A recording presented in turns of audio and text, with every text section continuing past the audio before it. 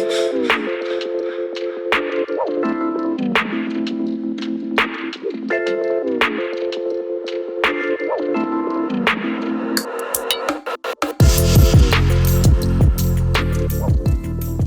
probably the most important thing for us to do is to actually formally introduce ourselves. So I'm sat with Aaron.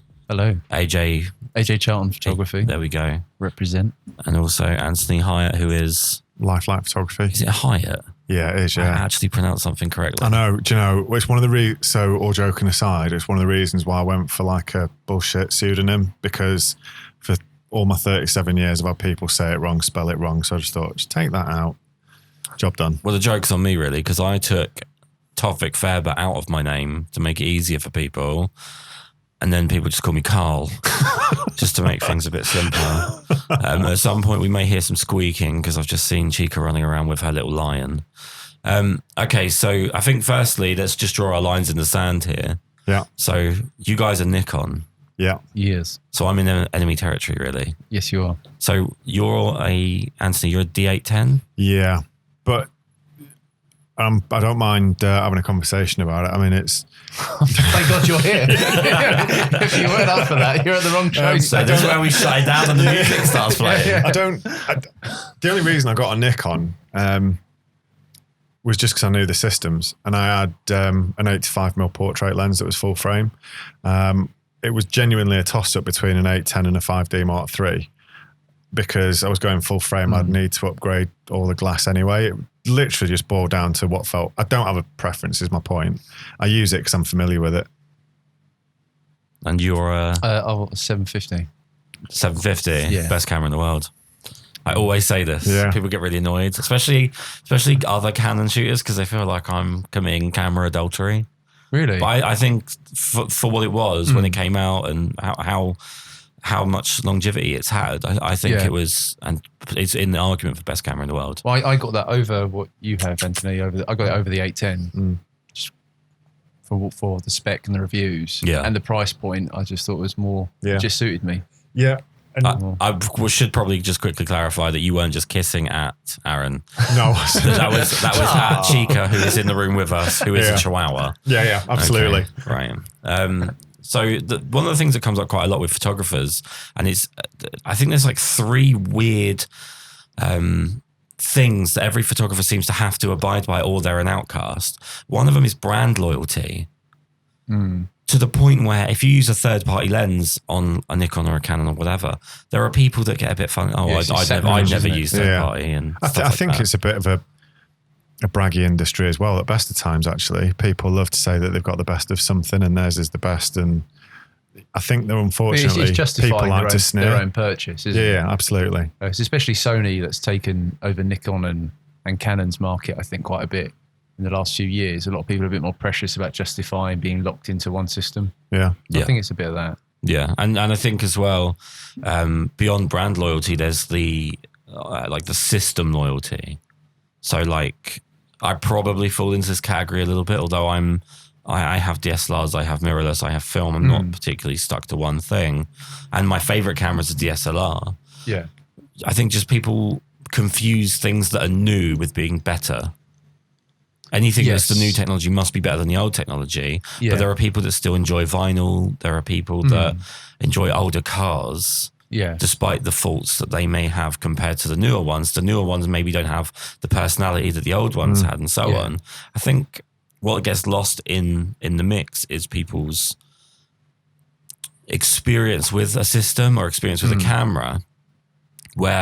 So I almost switched to Sony completely. Yeah, I remember you saying, And it was like pretty much done. I was going to, and I got the A7R3 and spent about 2 months trying to shoot exclusively with it in transition, and decided that I just liked working with DSLRs more. I just felt like I worked differently. Was that just her hands-on perspective? You enjoyed having the more meatier body, because there's a difference in the size. I don't think it's ergonomics. I think it's down to, this is a weird one, but is it the menu, the system menu in Sony's? Sony's system menu is the most annoying thing on the face of the fucking earth, honestly. It's just, when they talk about like Japanese torture camps in World War II, they were designing Sony menus. That's what they were doing. God. It's that bad. Seems pretty severe. You have to go to like 5 of 7 in the middle of the menu to find format. And just stupid stuff is so like counterintuitive. But the main problem I had was that it just made everything too easy. And I stopped trying. I was going to actually ask, did you find that mirrorless has made you a better photographer? Because I think that with every new iteration of technology, people rush for the newest, either as it's a shiny new gadget or they think it will make them better at something. I would argue, and I'm very interested to hear how you guys feel about this, but the easier that something is to use, the worse the end product. Right. Because I think when something takes, like when you think about the complications of film and the restrictions on how many frames and so on, you have to care a lot more. There's more consideration to each process and to each thing you're taking. And when you've got a camera that literally will show you the picture before you take the picture, I think people are just kind of satisfied. And when you look at the standard of photos, I mean, it's a two-way argument because on the other axis, you've got the fact that more people than ever are photographers. So it's going to become diluted. It's actually one of the reasons why I've done a couple of projects on film this summer is actually to slow me down, because I was probably very guilty of that says, I'm going to let the model or the subject do what they do, I'm going to snap and one of them will be okay. And actually, if I want to develop as a photographer, that's really not going to get me where I want to be, actually. So, by having that moment of pause to think, I've got 15 shots on this roll of film. I need to really make sure that my direction is clear, it's really effective, but also the composition is right, because once I press the shutter, I'm not going to know until I get that roll back. And I think, to your point, it's definitely, well, we'll see. I'll get those rolls back and they probably look terrible. But certainly, I do agree that just because something is easy doesn't necessarily mean it makes you better. Absolutely. I think that the majority of bad drivers are in automatic cars. Yeah. That's what I would personally say. Yeah. Well, I think one of the things that's guided me is when you're doing a portrait, is it considered? Have you just considered anything? There's too many people that will just snap and hope whilst the model just goes through their flurry or their patter without actually considering what you're actually doing. I mean, it's fine if that's what you're doing to get a certain thing, but have you considered that? Have you considered the foreground? And I think slowing things down makes you a better photographer. I think as well, I mean, I've taught for about 4.5, 5 years, I think, maybe a bit longer. And the vast majority of photographers don't know what they want to get at the beginning of a shoot. What do you want to achieve by the end of it? What you're looking to get so, out of? Have you things working out are happenstance to the fact that the camera can just about keep up with their ignorance. Yeah. And the person they're working with is more talented than them. That's probably a really cruel way of saying it. That's true. But the fact that people that come into, like, I don't think you could go into almost any other, you couldn't start painting and unless you had an automatic paintbrush and not know what you were trying to paint. You might not have a concrete image in mind, but you'd have certainly a concept or an idea of what you're aiming towards, I think, at least. Maybe some people do. Like I've done a few shoots where I go, well, this is roughly what I want to achieve by the end of it, but it's quite loose.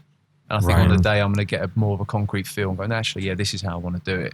But I think some people have just rocked up on the day and gone, let's see what we get. Whereas some people, especially, is it English Photo Works? Yeah. It was a great podcast. I love that one. And he said he's quite meticulous over where everything is, and he's clearly got a vision in mind from the get-go. He's so considered with every approach to everything. Like we had a conversation. And it shows in his work. But before we even started the podcast, the conversation we were having, I was asking just like, how was the journey? And you could see he considers the way he's going to reply. It's refreshing because I don't think many people go into, because I guess photography, usually you go through the hobby door. Yes. To start with, no one buys a camera. It's like, right, I'm going to be a professional photographer. I don't know what I'm doing yet, but that's what I'm going to be. Yeah. I think, especially because the education, like the actual, like, I don't want to put myself down here, but the legitimate side of the education, like the universities and stuff, kills so many people's interest. The amount of people I talk to is like, oh, I studied at a university and then never do anything with it. I did A-level for 2 years and I hated it. Yeah. Really? Oh yeah, massively. I learnt more in a summer working at a local studio for 6 weeks without taking a photograph with 2 old school photographers that had been in the industry for 30 years, did film and moved into digital and just asked questions and got a bit hands-on, but didn't actually take a photograph. Just from asking questions with real photographers for 2 art teachers for 2 years, it was just useless. So that put me off university to go to photography. I'd rather just learn from real photographers. Do you think that was the syllabus of the course? Do you think it could have been done differently or better? Or do you think it was the nature of it being a full-time, in-your-face? I think primarily it's the fact it was 2 art teachers that didn't have a clue about photography. Right. And were just reading from PowerPoints and something that somebody else had set saying, you need to teach X, Y, Z, and not really know much about it. Like you ask them a question, they refer to the PowerPoint. So clearly they're not experienced in what they do. So I think from the education side of things, you're right. What Kris. year are we talking here? Roughly what time period is this? It would have been 2009 and 10. Oh, so it's still quite advanced. Yeah, but that's still quite advanced. It's not that long ago. No. All things considered. It's not like they were still like out in a wagon in Utah. Just like trying not to die of exposure while they... Here we got a camera. No, it's I think that like it's really sad because I think it's the most exploitable part of photography. It's one of the things I wanted to talk to you guys about because I think I have a really negative approach to this, but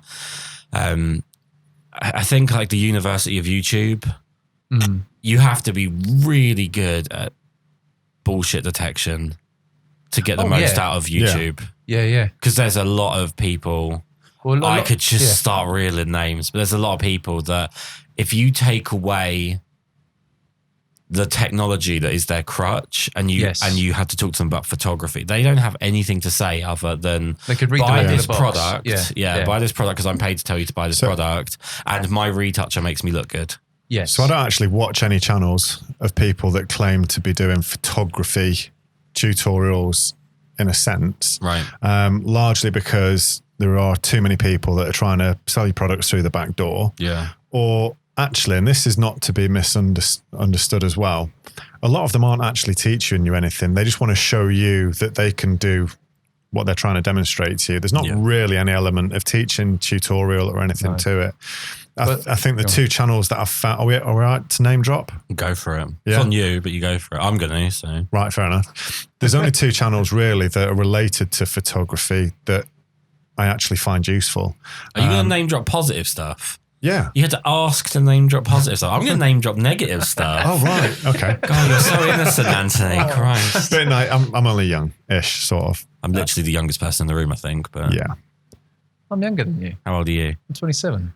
You don't look it, mate. It's been a hard weekend, isn't it? It's not the years, it's the miles. Yeah, that's a good point. Sorry, go on. So the only 2 that I found helpful are actually the ones that have helped me with editing, actually. So one is Piximperfect. He's amazing. He's brilliant. Weird eyebrows, but superb. Yeah. Is that the talented guy? Yeah. He's absolutely wonderful. Yeah. And the other one is Aaron Nace at Flern. Yeah. They're the only 2. Flern's really good. Yeah, they're the only 2 things that I actually watch. I'll occasionally watch Glenn Dewis's stuff. Yeah. The trouble with him is that he's contaminated by the fact that he was associated with Scott Kelby for so long. Right. It's probably a bit maybe before your time. Maybe I'm just just remembering something that a lot of people have forgotten. But I think that everything that's wrong with YouTube photography now, like the backhanded and product placement, the fact that a lot of people don't know what they're doing, but they'll there's a lot of joke theory in the way that YouTube videos are made. Mm-hmm. Joke theory, essentially, you tell 2 stories.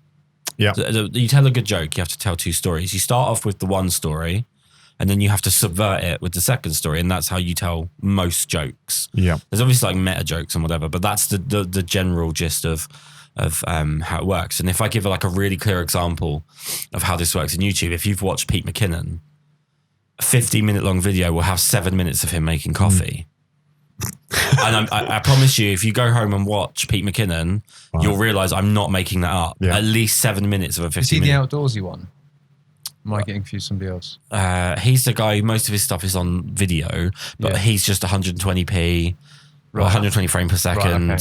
slow-mo, everything slow-mo. So slow-mo of him making a coffee with like dubsteppy 2010s pop music. There's another guy I've seen a bit of. He's Peter something, and he will do the same thing. Where it's to be honest with you, like even if you think of someone like Tom Heaton. Yeah. How much, if you sit there with your, and I'm not saying I've done this, but I'm sure it's a very interesting social experiment. If you sat there with the stopwatch on your phone or on an actual stopwatch, and every time he's doing a bit of his video where he's put a camera on a tripod and then walked past it so that it looks like he's walking up the hill. But he has, if you've got any critical thinking at all, which I'm aware most people don't have anymore, but you can go, oh, okay, so he put a camera on a tripod, set it to film, and then walked past it, then went back, took it off the tripod, put it back in his bag, walked halfway up the hill, put it down on the tripod, and then filmed himself walk past it again. So, okay, it makes for some interesting B-roll if you are completely brain dead. Yeah. Like Jamila sits there. Jamila's not a YouTube fan by any stretch. She doesn't like YouTube photography stuff. But she sits there and she's like, this is dumb. I can tell that this is all fluff. That's what I say. It's the fluff, and to cushion around, there's a lack of good narrative and content. It's to pad it out. Yeah, but I think the main problem is the fact that if it wasn't monetized, or if there was some way, I don't know how you would do this, but if there was some way that you could have to legitimize what you're doing to be able to monetize, like you had to go through some kind of curriculum check if you're a learning channel, right? And you had to prove that you actually had something to say, most videos would disappear. Yeah, they would. Because it's not about having something to say, it's either having something to sell, or we've just got to get past the monetization line. Yeah. We've got to get past like 6 minutes or 8 minutes or whatever it is to get to the point where people will go, we'll give him advertising money for that. Yeah. There's some like egregiously shit channels. Like they make me angry. There's the Snap chick, which is like years ago. She's probably still going. Do you know who that is? No, but I just love watching you go on your rant. Oh mate, honestly. Please continue, sir. So the Snap chick is and by the way, just before I get started on this, I'm a 3 out of 10, and 2 out of those 3 in terms of attractiveness is just down to the fact that I have a bit of money. I'm joking.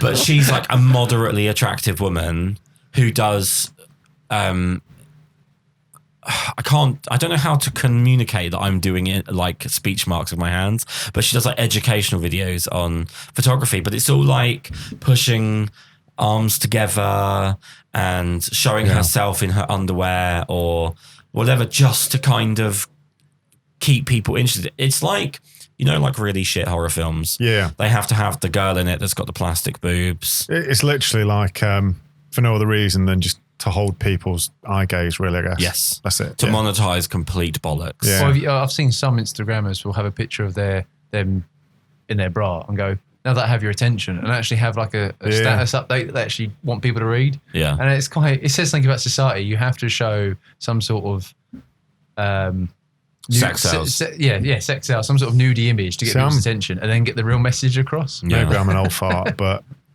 why not just put your phone down, go to a bar and meet someone? Like, because it can't be, it's because it's not, it used to be like sexuality was about a call to adventure.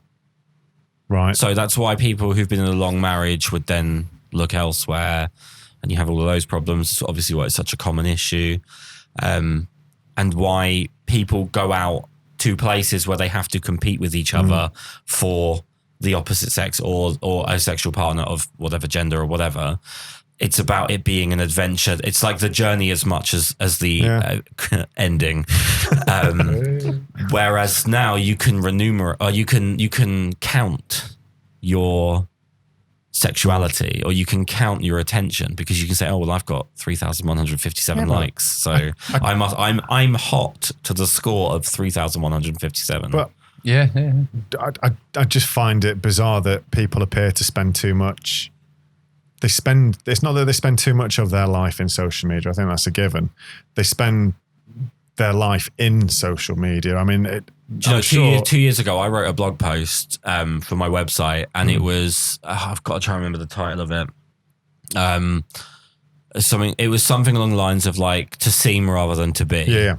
And essentially, it was just me saying that I'd hit like a shock factor of the amount of people that had spent the vast portions of the last few years of, and not the last few years of life, but the previous few years of their life, just trying to appear as if they're doing something when it would have probably just been easier to do something. Just to get on with it, yeah. That's what's amazing to me. Completely. I mean, I know models I've been friends with for years who are now so caught up in... It's that perception. The perception, yeah. It's their perception, arguably, is what they're trying to become their reality, but it's not. I think it's an interesting topic because it's such an important part of modern photography. You know, it's one of the ways that you share your work, you share your images, and people get to see it. Apart from a website, social media is pretty much the main way that you share your images. So it would be remiss of me to say that I don't use it, because of course I do. But I do find it astonishing how much time people invest in it and how much it's almost like... massively. Yeah, it's almost like it's like real life to some people. And that I find... People don't post the shit things that go on. Let me ask you a question then. Post the highlights, don't they? On that exact note, let me ask you a question. Fire away. Can you be a photographer without social media now? I personally think you can, but I think you have to have a very clear view on what it is you want to achieve and where you're going. So, and the reason I say that, for example, there's a couple of photographers on Instagram who are very, very well-known advertising and commercial photographers. I don't know them in that circle. That's not the circle I hang with, but I'm fairly sure within that circle, they'd be very well-known. Yet these people are phenomenal photographers and they've got like 500 followers. You know, their social media presence is actually quite small. Yeah. So, you know, they have a social media presence. But they have a social media presence. To any extent, they have something. So can you be someone who literally doesn't have an Instagram, a Facebook, a Twitter? I think to your point, I don't think these photographers have got where they are because of social media. I think the social media is a byproduct. I think they've got there through other channels, to be totally honest with you.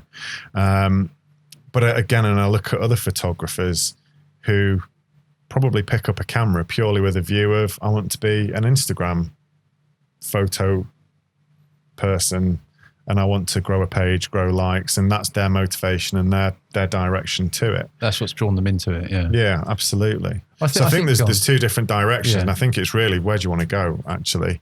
I don't think it's entirely possible. No, scratch that. I think it is possible to be a successful photographer without social media, but again, I think it just has to be done. Depends what you want to achieve out of it. I think you can. So I get hardly any work from social media. I haven't posted to Instagram since last Christmas, so that's what, 9 months. I've just not posted to it because I thought, what's the point? I'm spending all this time pleasing anonymous people online, and really I just update my main portfolio on Flickr. And I've just actually signed up to 500px, which I'm loving. And when I direct people to work, I'll go, here it is. Here's what you think. So I think it depends what you want. Like some of the best landscape photographers I've ever met and seen are at galleries. Yeah. And I go, you online? They've got like a crappy old Facebook page that they haven't updated properly for ages, or maybe just one picture here and there, because they'll go around and do actual events and conventions, and they have their little shop somewhere in Cornwall or Snowdonia where I've met to. But again, depends what you classify someone as a photographer, close brackets. Is it because you've got a page and a picture with a camera and a mirror and a selfie?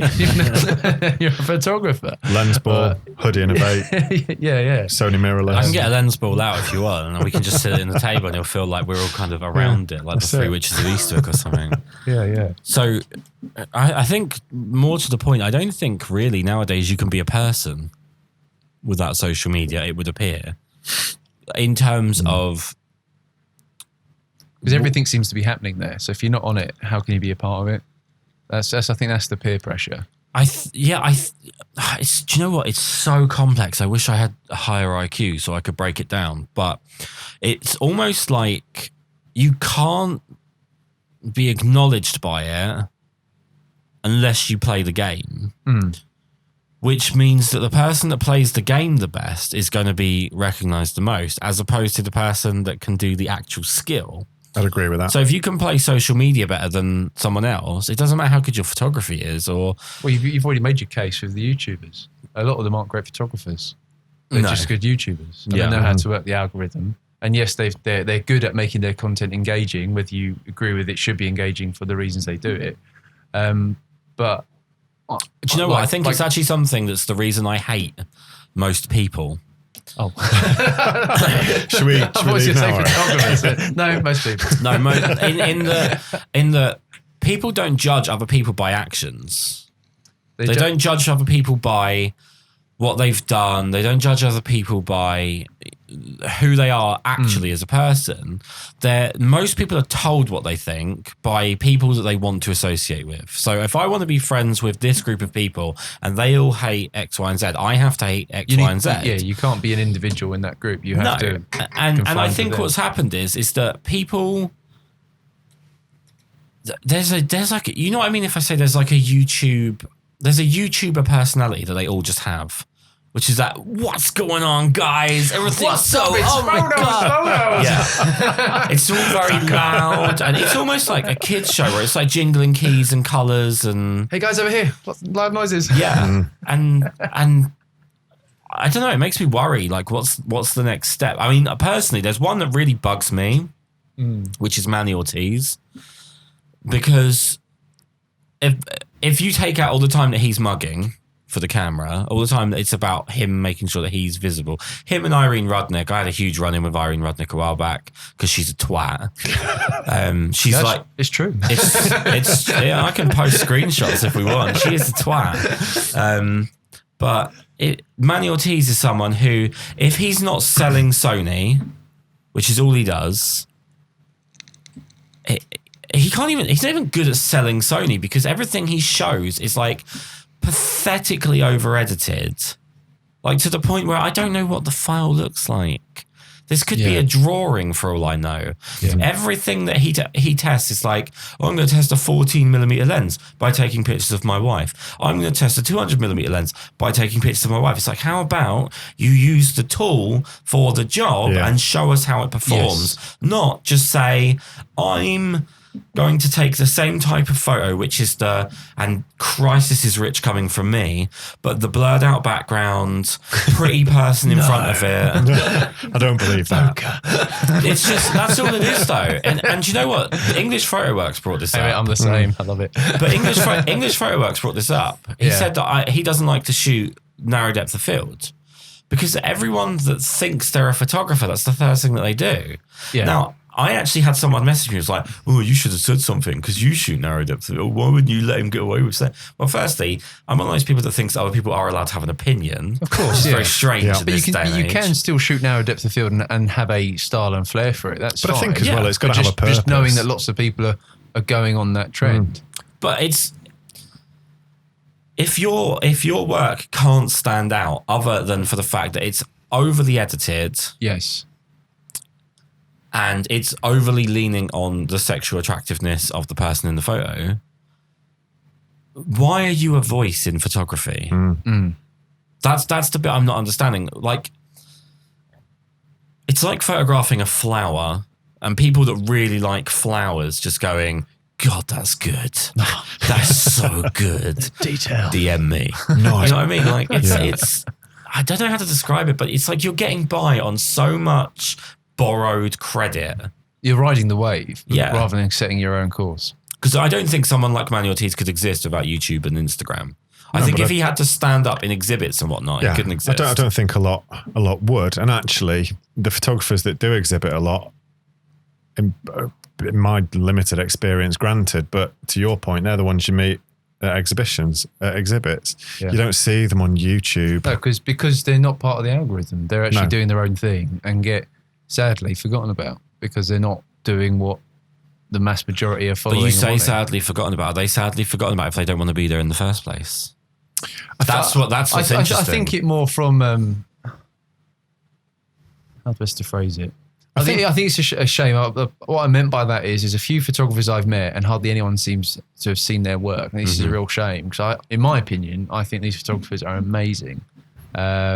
There's a guy called John. He shoots. I can't remember the name of his website. I think it's Light and Dark something. It's a bit cliche, but he just does landscape photographies in Snowdonia, and they're some of the best bloody landscape. Honestly, the weakest shout out anyone's ever given. Yeah, I know. His name's John. He's got like a well, he's not on website. social media, Kris. I can't look up his name. The idiot. Can't follow him, innit, and be one of his people. But yeah, he's a great photographer. He's got a little gallery in one of the main cafes near the base of the one of the summits, and it's stunning. And I'm thinking, but is it sad? Is it sad think, if social media is writing this phase in our history, which it is? Like stuff is being remembered, being broadcast, being brought to light through social media. Yeah. If Ansel Adams wasn't part of the algorithm, you never would have got noticed. Yeah. And he would now be forgotten by history. Yeah. And I think it's more that people like with their head torches on, landscape photography here, are just standing there with a long exposure shot. And it's like, great, but it's not considered. Is that the shot with them in the photo with I know the one it's you're going talking up. about. And everyone's doing it. And I think, well, how come this guy's getting seen thousands, if not millions of times, where poor old John is just getting forgotten about. John. Even the people that like him don't know his last name. I can't remember. I'm really sorry. But again, I think that Sorry, comes John. back to the point we were talking about before. What's your reason for doing it? You know, good old That's John. true. His Okay, reason, but let me ask you, what's your reason for doing it then? how long have you got? Well, it's digital, mate. You can talk as long as you want. Should we take a quick break? Yeah. Initially, I wanted to make a career out of it. I actually. really wanted you to say bitches. For the followers. I came here for the beer and the bitches. Yeah, no. I initially wanted to do it as a career, and whilst at some point in the future I still want that to be, life has taught me a lesson the last 6 months. So I'm quite content doing it as a hobby, if I'm honest. That's obviously this is entirely up to you, but would you like to divulge on the lesson that life's taught you? Yeah. So March this year, I found out that I had a form of cancer that spread into lymph nodes, and at that point I was pretty close to actually leaving my day job. I wanted to, for photography, not necessarily for photography. I was interviewing with other companies, and I wanted to get a bit more capital and start forging a path. Really, just have a bit of a change. Yeah, right. We got this devastating news. It was pretty scary, to be honest with you. And over the period of treatment, I've got to say I'm fine now, by the way. All good. Got the all clear and really pleased about that. But over the period of that journey, I learned a few things, or at least feared a few things. One was, Christ, if I was a self-employed photographer, I'd be totally snookered now financially, the support for my family. But also I kind of thought to myself, with my kids being so young, it's quite selfish to take a gamble on a career when I need to provide for them. So where I'd still love to do photography as a career, I think for me at the moment, I just need to kind of enjoy it as a hobby. It will happen when it happens, if it happens. The priority is to provide for the kids at the moment. And actually that's been quite liberating. It's taken a lot of pressure off me because He's put it all into perspective for you. Completely, yeah. So I think 8 or 9 months ago, I was looking at my work, feeling under immense pressure that I wasn't getting good enough and I wasn't getting the amount of work that I would want to be able to meet my aspirations. Now that pressure is completely lifted and I'm able to enjoy it so much more. It doesn't... Very quickly, is some of that pressure from social media where you find your work's not getting enough traction, it's not being caught up in the wave of trends? Do you feel you're being underlooked, per se? Is it that kind of pressure? A little bit, but not perhaps for the reasons that you've mentioned. Right. So I'm not, don't get me wrong, followers and likes are nice. And it's always nice when someone shows appreciation for something that you've done, though the skeptic in me says they're only doing that because they want you to follow back and like them. So I don't buy into that entirely 100%. The number of likes an image gets is not a measure on whether an image that I've posted is successful or not, in my opinion. But I think it would be wrong of me to say that, I didn't look at other photographs on Instagram that are pretty bad, let's be honest, thinking, how is that I get it, mate. I so like popular? That, yeah. I'm fairly sure there are better images, not just, my portfolio is pretty mediocre in comparison to, some of the people that post their stuff online. But, you look at some stuff and think, how is that doing so well? And I wouldn't necessarily say that puts pressure on, but you think, why is that getting so much traction and other images, sometimes my own, aren't? definitely. Yeah, no, I think that. So yeah. I think certain models on that feel the pressure to be constantly posting, to be relevant. To be relevant, yeah. So yeah, that's kind of where my change has come about, and in doing so, actually, I've made a bit of a pledge to myself this year that I would enjoy photography more. I would step outside of the box. I would do more than just portraiture. I would enjoy things. I've done a couple of projects on landscape, both on film and digital, specifically some long exposure stuff. I've tried different techniques like panning. I've been to drag racing just to give that a go. That's thoroughly enjoyable. Really hard to shoot a 400 mile an hour, or that's probably a bit of an exaggeration, but a top fuel dragster with a 1/20th of a second shutter speed. That was a challenge, but again, satisfying when you get 1 out of 300 attempts. So, that's kind of been the priority. And also as well, looking back at a lot of my work over the last 12 months, I've got to be honest, there was a huge amount of inconsistency. And actually, I think I've had a conversation with Kris about this. I think I could count on one hand the amount of images that I took from last September to actually finding out that I was actually ill in March, that I was actually happy with. You could probably count them on one hand. So there's this huge element of my portfolio that I'd be quite happy to forget about. It's good you're able to be honest with yourself and self-critique your work and realise you could strive for your own level of improvement. I think if I'm being totally honest, I think there's a level of consistency that I still need to achieve. I've hit it occasionally, but I need to hit it every single time. And that's where I'm at. We went out for dinner or lunch a few months back. It was romantic. It was dinner. There was candles. It was nice. It was beautiful. But we went out and we had a chat, and on over the course of the last couple of years, we've had a few conversations about your work. And I think when we were in London, in fact, it might have been, I said to you, if you took, and it's only my opinion, and it's literally half a man's opinion based on the height of everyone that's in this room at the moment. But if you were to take the 5 or 6 images from your portfolio that I pointed out, and you were to build from there, you would be talking about having one of the strongest portfolios I've ever seen. Thank you. I think, and there's definitely something we need to get on because you're different from the two of us on something, which I'll get to in a little while. All right. But I think that when you were talking about going professional or working entirely as a photographer, I really wanted to give you a smack and just say, look, do that. If you do that stuff, you're going to be turning down money. There's going to be so much of it coming at you. But your precociousness and your need to try new things all the time, unfortunately, and it can be very boring, I can talk from plenty of experience here, you can't be too experimental and it's your income. Yeah. So you need to master and refine that thing you're good at. There's very few people that are skilled tradesmen of any description that can do a bit of everything and earn lots of money doing that. Yeah, no, I think that's true. Or I think you, Anthony, you're I had to describe the outdoor shots with like the what is that, tweed or outdoor clothing style. There are a few portrait shots you did of that were absolutely stunning. You could see that in a magazine anyway. Yeah. Oh yeah, I was like, mate, this is fucking incredible. Yeah. Yeah, but and that's really good. But that's quite a niche market as well. Oh, very, And it's very competitive as well. Oh, I'm sure it is. But it's not as every competitive. market is competitive though. True. When you scratch at it hard enough, you realise. Talking as a wedding photographer, mate, there's a reason I look so old.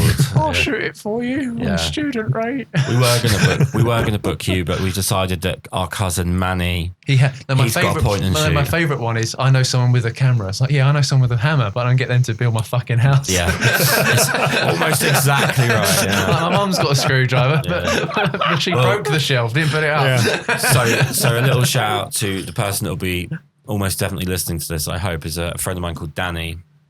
And a story almost exactly what you've just said. A few years ago, he has a friend who, by association, added me on Facebook and sort of pestered me for a few months. And I wish I could remember this guy's name because I would be dropping it right now, but I can't remember. Yeah. And he'd messaged me at one point. And he was like, all right, Kris, you're a wedding photographer. How much do you charge for a wedding? And I was like, well, what depends what you're looking for, number of hours. And he was like, no, I don't want to book you. I've been asked to photograph a wedding and I don't know how much to charge. Wow. And I said, okay. That's bold, isn't it? Yeah. That's a shit cheek of Yeah. me. Yeah. Mate, have I ever told you about the social graces of photographers?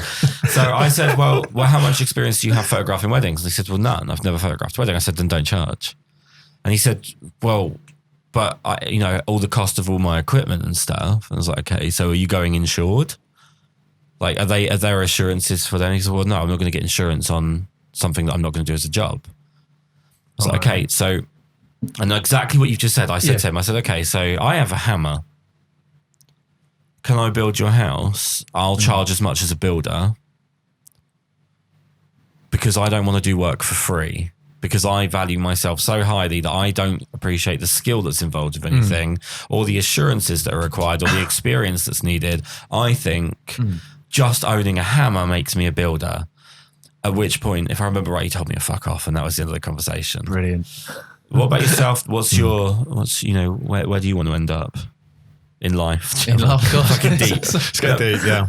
But no, you must have some short-term goals with photography, because your photography is a bit weird to me. Oh, I'm talking to Aaron here. Your photography is a bit weird to me because I can't work out quite what you do.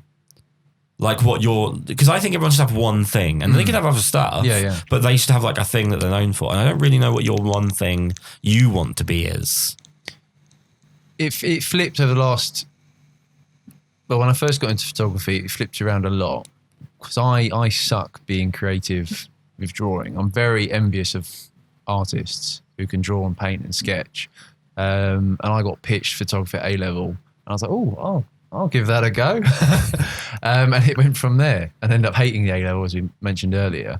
So for me, it's more, I would like to master, I say that loosely, be able to take good portraits, weddings, and then personally just to document my life, and then for whenever children arrive, hopefully I get a bit of notice. And just to document that, and that's more. It's funny you say that because we've got them here now. Shit. So you do like hiking and you go. Yeah. So you're in shape. So I try to. Well done. Thank you. So you do hiking and you do like landscapey stuff when you're hiking. Yeah. So a friend of mine, Jamie Barnes, and there's a guy called Ian Finch, are great. I'd say like travel and hiking documentary style photography. And that's one element I really wanted to get into, but I just didn't have the time to just be out there enough doing it.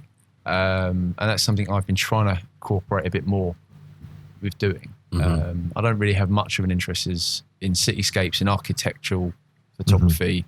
So it's great. It's just not something I want to learn how to shoot. Yeah, I love landscapes, and that is something that tells a story. Of a journey. Well, I climbed Mount Olympus a couple of months. So do you have the head torch? I do have a head torch. Have you done that photo? Have you done that photo? No. Love to try. I tell a lie, I did as a practice one, but I never released it. I just wanted to practice it. I remember watching. I think it was like a Tom Heaton type YouTube channel. Yeah. And there's a few that I just do not know who they are. All the English ones are so funny because there's so regional accent. Yeah. Right, we're going up mountain. And it's just, I can't imagine Americans watching this and going, is there subtitles? Yeah. We go up, get plenty of water. Maybe a long walk there. Fetch a cup of tea, lad. Get a cup of tea, lad. All right. But I remember watching one where they did the exact photo you're talking about with the head. With the head torch. Yeah. And they were like, it's great because you get stock image money for it. And I thought, is there like a huge market here for I need a picture of a guy with a head torch in Yorkshire? That is vital. 100% in the Yorkshire Dales. I think maybe I'm just thinking. And it's not a unique photo either. I mean, there's thousands of versions of that on the internet. For having people in landscape photography, I do have a slight argument for within the distance and foreground because it gives things perspective. So some of the nicest landscape shots, I think, are be it some sort of man-made object somewhere hidden amongst the image, puts in perspective how big something is. Yeah. So there's a shot I'll describe I've got of Snowdonia where you've got the lake and then you've got the mountain in front of it. And there's some people I didn't know that were just grouping around some old ruins. And if you take those people out the shot, you immediately lose perspective of how vast that 150 foot high thing is, where when you put them in, you suddenly get perspective. But I don't like the cliche of head torch standing, pondering looking on off one leg up. Yeah, You have to one leg up. One leg up on some sort of rock. Yeah, but for me, that's more what I want to get out of it. So at the moment, I'm slowly starting to build a studio at home to then be able to master portrait photography more. Is what I want out of it, and well with landscapes. But landscapes will always become the second priority opposed to portraiture, just because I don't have the time to go out to all these places. Where having a home studio, I can hopefully bring some work to me to practice with and to refine that craft. But is the missing link there then potentially like you being more of a documentarian? That's my favourite style of wedding photography. But when it comes to your hiking trips and stuff, yeah, that's what I do. Yeah. Would it not make sense for you to also document the people and the journey as much as it is that hero shot? That's what I've been doing this year. Okay. Yeah. And how are people that aren't photographers about you doing that? Well, I'm doing it with my friends. It's okay, but a lot of them. I'm going to edit that, by the way. What? I'm doing it with my friends. I'm doing it with my friends. I'm doing it with my friends. Friends. I've got friends. But most of them are good, but they're used to me with a camera in my hands, so they don't get tense. But I find, especially when you're at a party and someone gets a serious camera out, everyone does that particular pose. Yeah. And I've got a couple of mates that will try to smolder or look cool or puff their chest out. It's like, put one leg up, put the head torch on. Put the head torch on and wait for a 30-second explosion. Like, Billy, take the fucking head torch off. It's daylight. It doesn't work. So most of the time they're good. So I think it's just them trying to get used to me with the camera. But depending how long the hike is, it works. They're just used to me with the camera in my hand. So hopefully they're not on guard too much to try and get that candid shot. But when you talk about your portraiture, are you looking for like corporate stuff that you get paid for, model portfolios, or what's the picture you have in your head of where that goes? Because obviously, portraiture is a really misused term. I'm finding, because it feels like any picture that just has a person in it is being referred to as portraiture. Like I've heard street portraiture, and it'll be a picture of like a guy that didn't realize he's having his picture taken. And he's, 4 pixels in a 50 megapixel shot. And it's that doesn't feel like a portrait. That just feels like he was in the way. There's more bin than person in that photo kind of thing. When I say corporate, I don't particularly want to do headshots for companies. Right. For me, it's more of that creative. I hate saying the word creating art, but that's the best way I think I can use to phrase it. I'm joking. But it's drawing that emotion out of somebody and creating something and go, that's a really nice shot you've got of someone. And I'm quite happy and quite content with saying, people look at my work going, oh, wow, that's a really nice portrait of this person and that person. And if someone knows that person, hopefully they go, you've captured them really well. And that's one thing I've been fortunate enough to do on the trips I've done with my mates of hiking. When I do get a one-off shot with someone, everyone goes, oh, that's Matt. You've just summed up Matt or whoever it is, because that person knows them. And to me, that's quite a nice feeling. Yeah. Knowing that, because you can, there's a great video, I think Cancer sponsored it, where there's 6 photographers and there's an actor. Yeah, Canon Australia. That was it, yeah. They said to one that he was like a prisoner. Yeah, one he's a prisoner, one he's a fisherman, one he's like a self-made billionaire. A self-made billionaire from scratch. He's like a mind reader. Yeah. And it's how much is it they're capturing them, or how much is it their unconscious bias or their pre-made up assessment of how someone should be captured. And I think we're all guilty of that. But it's just quite an interesting video. It makes you think. It's interesting as well. I don't know if this is from the point of view of models as much as you would probably think, as I do from the point of view of when I photograph weddings, and especially really peripheral characters from weddings, where they have a way that they want to be documented. Like they want to be in control of the way that they are photographed and how they're perceived. It's a weird time because people obviously were having a phone in their pocket and stuff. They take more pictures of themselves than anyone takes of them. Correct, yeah. So I've had a bridesmaid this year ask me what focal length I was shooting with. Really? And she wasn't a photographer. She was just curious as to how it would make her look. And I was like, this blows my mind anyone would be thinking in that way. And you felt that's because she wanted to be, she was conscious of her. How she literally told me it was. Oh, right. Yeah. Okay. So fair enough. Where does that knowledge come from?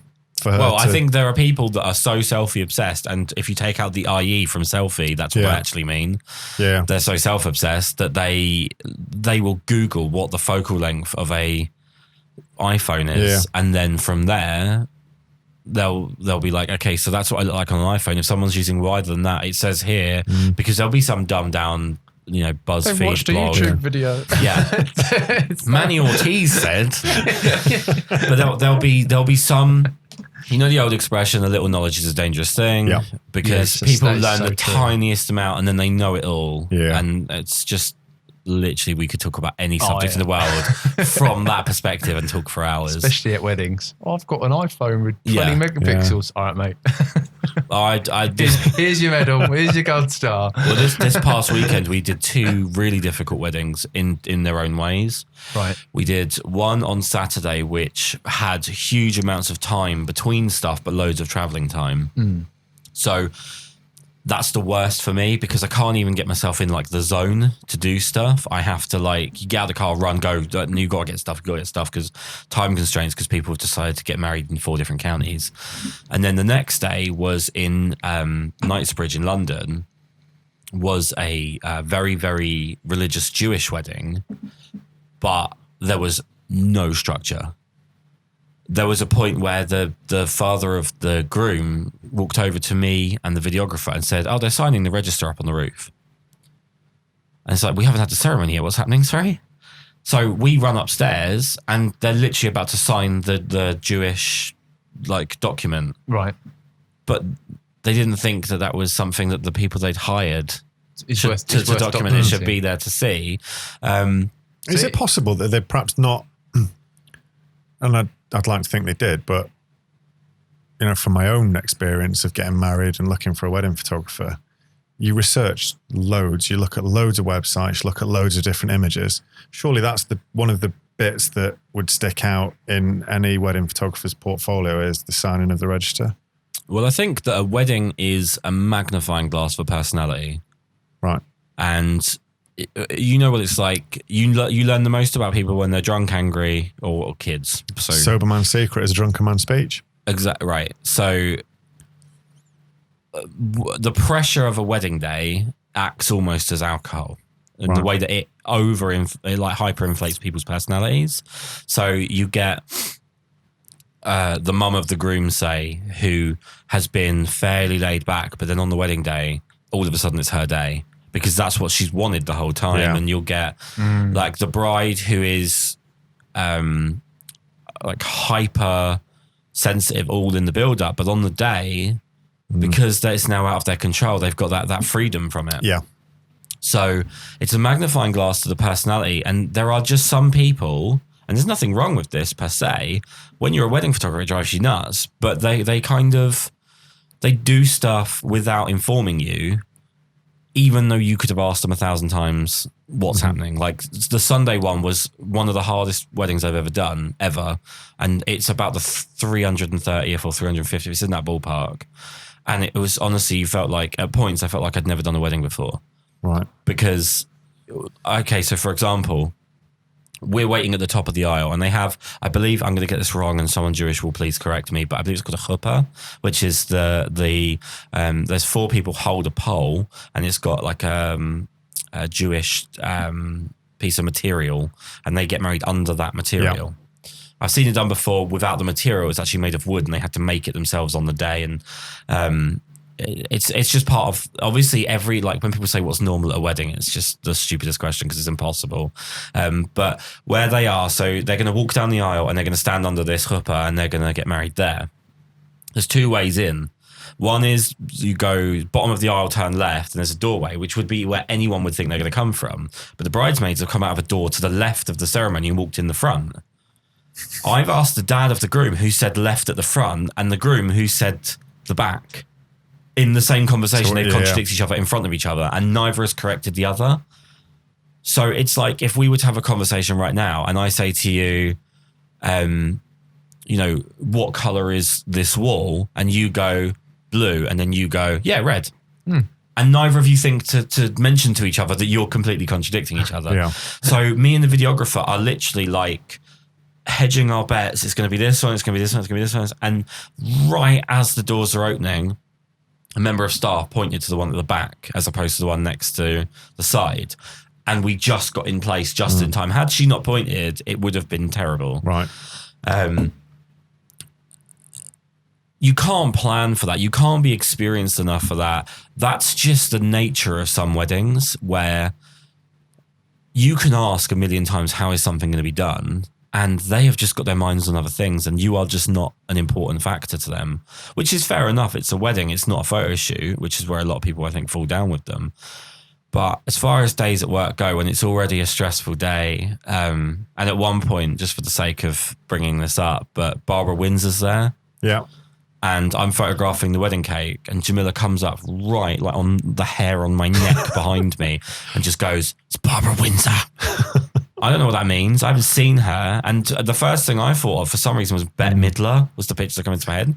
How is she these days? Because she's not been well. Is that right? You can tell she's not in the best place. Yeah, but she's in good spirits. Good. And the last thing she said to me was that she loved me, which was the only thing she said to me. So I'll take that. That's my story. She's now. a national treasure, isn't she? Let's be honest. Yeah. So to me, it's like having a royal there, like a peripheral royal, probably more liked than a peripheral royal. But yeah, as far as it goes with weddings, as opposed to like if you go and do a landscape, it's passive. Well, right? Because you're not interacting with people. No, it's passive in the sense of the landscape is what it is, and you photograph it. It can't choose to be something else. No.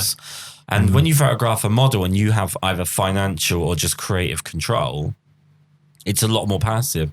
But some weddings, it's just you want to pull your. If I had any hair, I'd pull my hair out. Sometimes, I mean, it's fun. It makes the job fun, and in the end, I think it was possibly the best wedding I've ever photographed. Right. Do you think because of those challenges, it keeps you on your toes more, that you're more alert to change in real time? I know Aaron, you're a big Jordan Peterson fan. Yes. I'm a big Jordan Peterson fan. And I was, his video where he talked about the struggle improves you. Yes. And one of the things he said was like, it's like, I can't say this in the way that he says it. I can do his voice, but I won't. You can. Go on, please. It's really good. It's really good. I can do it though, can't I? I'm not going to do it because I got a sore throat. People want to hear it. I can do it. For the fans, Kris, for the fans. No, for the fan. For the followers. Do it for the disciples. No, one of the things he said was that like it's almost biologically provable that when you go through something that's difficult, your body reacts and builds new genes to deal with that next time. So you constantly, you have unlimited potential within you, and all the time you're comfortable, you're not unlocking it. Yeah, learn, adapt, conquer. Exactly. I'm doing the first two. Yeah. The conquering is yet to happen, but I'm trying. So we need to get on to why you're here, Anthony. Me? Yeah. Oh, I don't know. What have I done? In fact, Aaron, if you could just turn towards him like me and you were against him here. Okay, sure. Even though you don't know what I'm going to say. I've got no clue. Yeah. So you're Should I be nervous? You should be. You're a member of a camera club. Yeah. Oh. Now, I think line in the sand, it's only fair everyone understands where we're all coming from. Yeah. I don't like them. Yeah, I know. I'm not a fan of camera clubs at all. Yeah. They're not everyone's cup of tea, and I can totally see why actually. But yeah, far away, hit me. And you're not? No. Sorry. No. It's a no from me. Okay, so it's a no from us too, and a yes from you. People have invited me, and I politely declined their invitation. So and please help me out here, Aaron. The general stereotype of a camera club is, in my opinion, and you can please feel free to chip in here, is a kind of an elders meeting room that smells of mustiness, where people sit around and bully each other based on their hierarchy within who's got the best picture of a girl stood next to a tree. I can dispel a couple of myths based on that. Is it not that musty? No, it's not. It's not that musty, but right. I am certainly the second youngest there by quite a way. So that bit I'll give you is true. So why are you part of a camera club? Yeah, that's a good question. I'll probably start with that. I started with photography when I first got a DSLR 2015. And actually at that point, a baby. Yeah, I literally only got the camera because we were expecting our youngest. And previously that summer, we were just really disappointed with the pictures that we'd got of our oldest whilst on holiday. So we thought, we'll invest in a decent camera and we'll get some good pictures of our kids, document our kids as they grow up. And as the next sort of 18 months, 2 years sort of progressed, I just got more and more into it. It's like a gadget with interchangeable bits. I mean, what guy is not going to be absolutely quickly fascinated by such a bit of technology? And it was all I talked about. And my wife, bless her, she suggested that I find some sort of an association. Find someone else to talk to about it. Stop talking to me. Get some friends. And I kind of put it off. And another mutual friend suggested, actually, my father-in-law is a member of this camera club. Why don't you go along? And I thought, I'll go and have a look. I'll see what it's about. And I can see where a lot of the stereotypes come from, because it is generally older membership. But there were a few things that, because to be fair, some of the stereotypes that you hear are one of the things that actually put me off as well. And I was quite surprised by a lot of this stuff. So I can't speak for all camera clubs. How many people are in your club? I should know this. There's probably about 50-ish, 50, 60 members. That's, okay. I generally thought it'd be like a dozen. Yeah, I think that's regular. I had about 4. Yeah, I think 4. This is they're in a tree house with a sign that says no girls allowed or something. There's about 50 or 60. You never see 50 or 60 on a club evening, and that's one of the things that I like about it. You're not frowned upon if you don't go. You pick and choose the nights on the agenda that interest you. So you can go weeks without going if you don't want to. You just go to the nights that interest you. One of the big things that I was worried about was the sort of patriarchal bullying as well. Kind of like, you're a young whipper, or you don't know what you're doing, or my photo's better, or my camera's better. And again, there was none of that. I was really quite relieved at the level of support that I received, actually, as someone quite new to photography. I've got to give credit really quickly to Aaron, because I think me and him both then, when the word patriarchy was brought up, I think we both just tightened our grip a little bit on the table and then settled back down. Am I right? Yes. So yeah, it wasn't all the things that I kind of was worried it would be, but I can see why a lot of people feel it is. And I know that some people, especially other photographers that I've spoken to that aren't members of a camera club, have had bad experiences of all of those things. So I can understand that, and I understand why they have a bit of a bad rap. So what did you get out of it then? So initially it was an outlet for me to discuss photography, learn photography, experience different types. But to be honest, I didn't really know what to expect. To be honest, I didn't really know much about camera clubs. Do you think you got that out of it in your time there? Like, got a good experience, learnt a lot, or? I do, yeah. But I think I'm at the point, if I'm being honest, and this is not to be disrespectful to camera clubs, there's a certain style of photography in camera clubs, and I think this is probably where Kris was leaning towards, that is very, very popular, and it's not the sort of photography that I enjoy. So there is lots of, I don't get me wrong, I love landscape photography. But you do see a lot of landscape, you see a lot of macro, you see a lot of animal photography. Our particular club did a little bit of portraiture and fashion stuff like that, but it's only really since I've been there, probably actually in the last 18 months, that's really started to become more of a thing, actually. So in some ways, I think maybe my own constantly submitting images that are of people has changed that dynamic a little bit.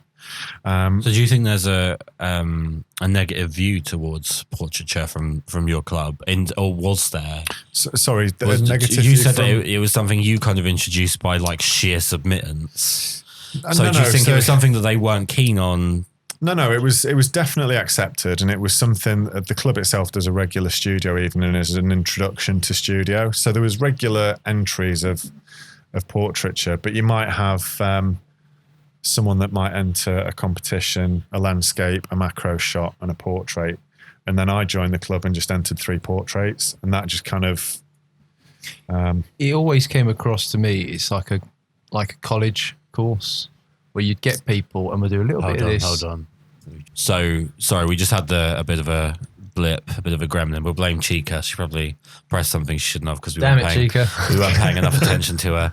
But Aaron, you were about to say that camera clubs being similar to you, like a college. Yeah, it looked like a college sort of format where we'll do a little bit of this, like you said, Anthony, do a bit of like macro photography, a bit of landscape, a bit of portraiture. We'll do a walk about the Thames and capture a few things without really having a strong figurehead, should I say, or strong figureheads saying, well, this is what we're going to achieve, this is what we're going to learn, or bringing somebody else in who's a respected, I don't know, landscape or wildlife photographer and doing a talk and a demo. It's all, and from my experience, like the reason why I sought out Kris and when I met you on workshops was I had the issue with the people that I was surrounded with who I was talking to about photography. And this isn't disrespect to some of my friends. Our levels were all the same. I was like, well, how are we going to get better? Yeah. I need to go to someone who is better and say, teach me, please. You know, and it's that sort of sense. And you know, that's probably, the reason why I first went along to one of Chris's workshops was actually a very, very similar, if not the same reason, to be honest. I had a strong look at my work and thought, I'm stuck in a rut. I want to find some photographers whose work I like and appreciate, and think I want to learn how you achieve that. Completely. And I think this is where one of the biggest issues with, I think that people have with camera clubs comes in. I wouldn't necessarily say it's like a syllabus, like a college course, but I think there is certainly a type or a style of photography, as I mentioned. And I think because there are things like competitions on a regular basis, of course there's guest speakers and some of them are absolutely tremendous. One of the most amazing photographers I've ever heard speak was a chap called Simon Weir. And he does photography of classic yacht racing off the south coast of France. But amongst other things, he's seen some things, hasn't he? That's a struggle. Yeah. Cool. But amongst other things, he also does stunning infrared landscape photography. Oh, because you've shown a bit of an interest, haven't you, in infrared stuff? That's right. So. And, you meet some of these people and they're wonderful. And outside of that environment, I probably wouldn't have had the opportunity to hear him speak. So there's things like that I'm really grateful for. But aside from the sort of workshops and studio evenings and guest speakers, there's also competition, and that's a big part of a camera club. And I think this is where a lot of people fall out of love with that environment. But it's one of those things you kind of have to take it for what it is and a pinch of salt. There's a lot of rules. And it's quite soul destroying that you've got a good image, you submit it and it gets destroyed by a camera club judge. And the reasons that they might destroy it would be a perfect example. I actually had an image that I entered of Max taken at one of your workshops, and it probably would have done really well, except the judge decided they didn't like ripped jeans, so it got marked down for that and that alone.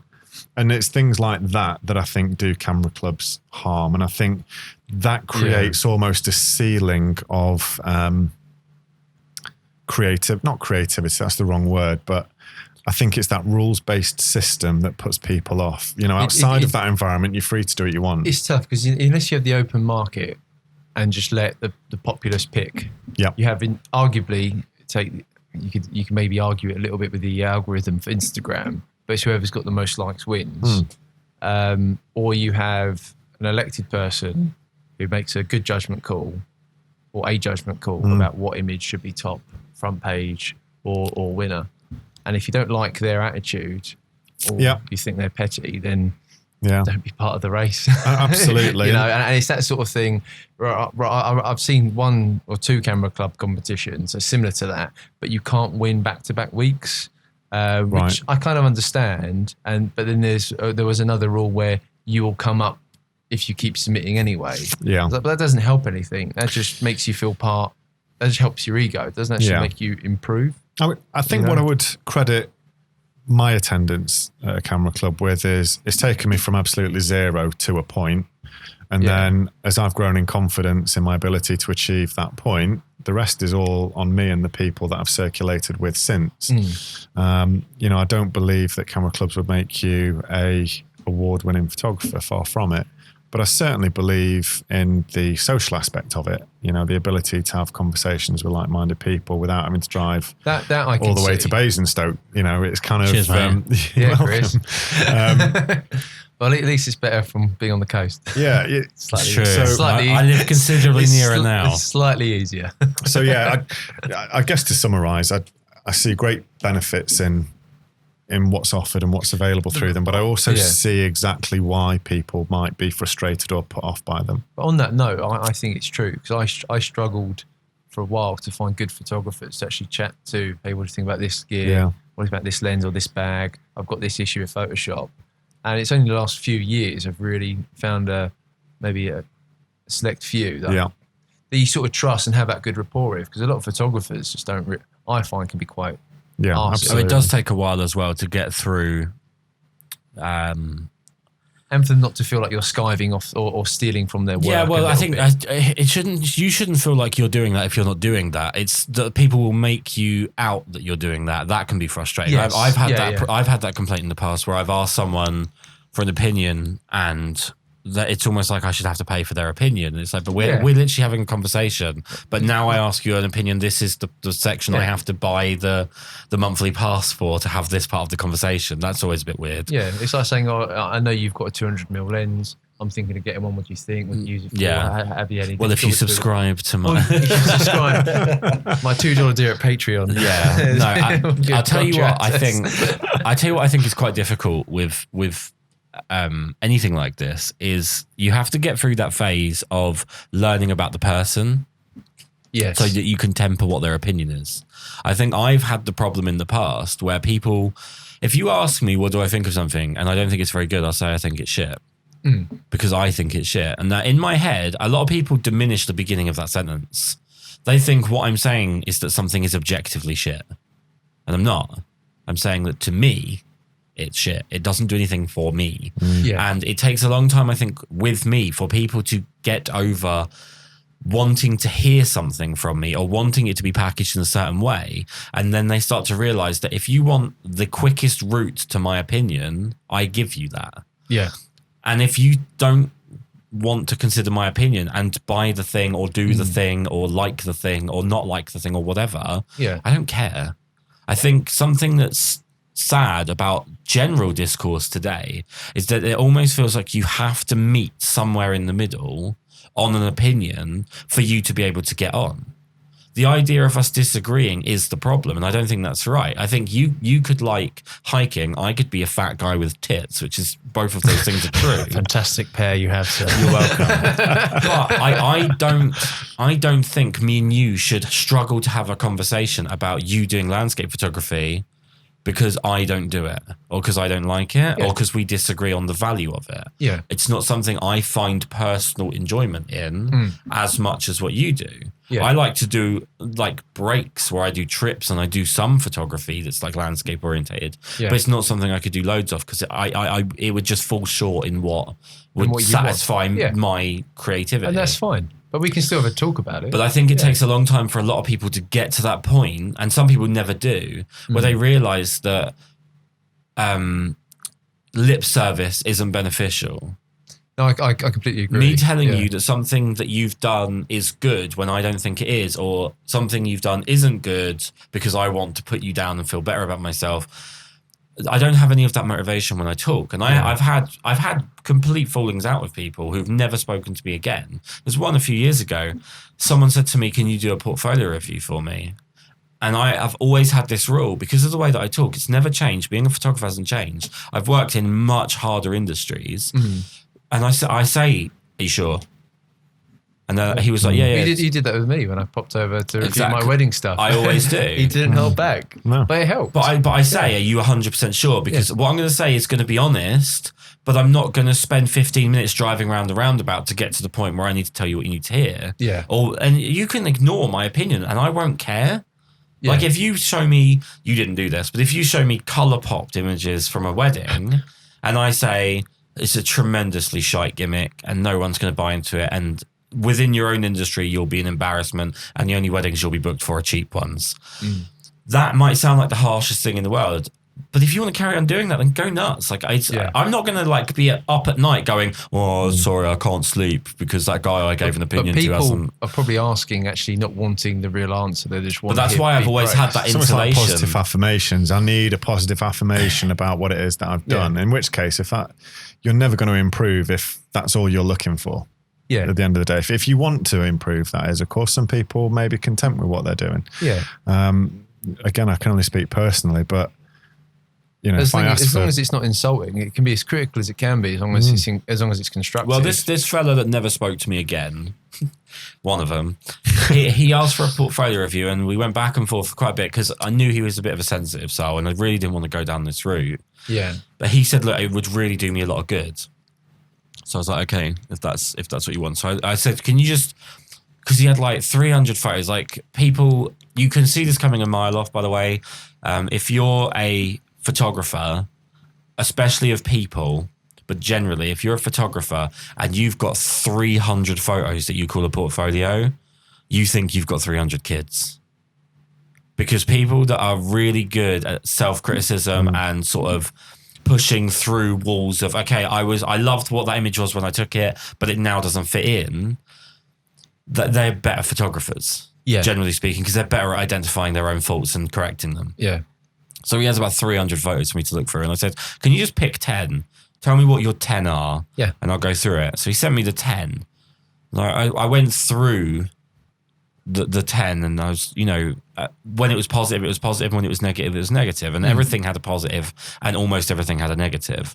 And I said to him, the overriding factor with your work that is vital that I say is there is not a single photo you've ever taken that I can't find a better version of on someone else's portfolio who's in the same community as you. Yeah. So this is someone who used Purple Port to find models. Everyone on Purple Port that was popular, they worked with. Everyone they worked with off Purple Port, they did what that person did.